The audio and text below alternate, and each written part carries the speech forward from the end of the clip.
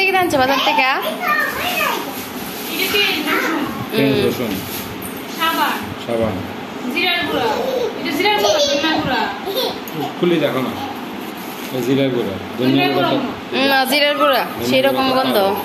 জিরার গুঁড়া, হলুদ, মরিচ, ভিমবার, আলু, চিনি, সাবান, আদা,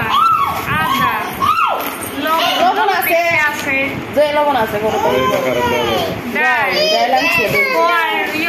চাল, মুড়ি, টিস্যু। ধনিয়ার গুঁড়া লাগতো না, পাউডার।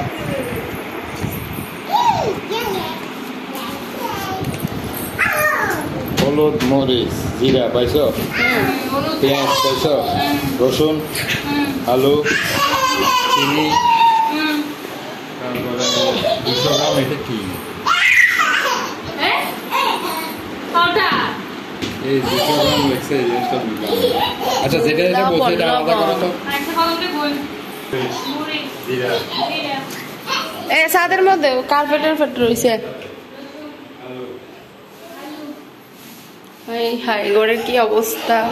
মোটরটা নষ্ট হয়ে গেছিল, মোটর ঠিক করে গেছে। এই যে জল কতগুলা পড়ছে। এদিকে বাইরের থেকে ধুয়ে আনলাম এগুলা। এই যে বাড়ি ঘোড়া এসে দিয়ে যে অবস্থা, পরে এগুলো পরিষ্কার করলাম। এই যে ঘর দরজা এনে জল পুরে রাখছি, মোটর তো নষ্ট হয়ে গেছে।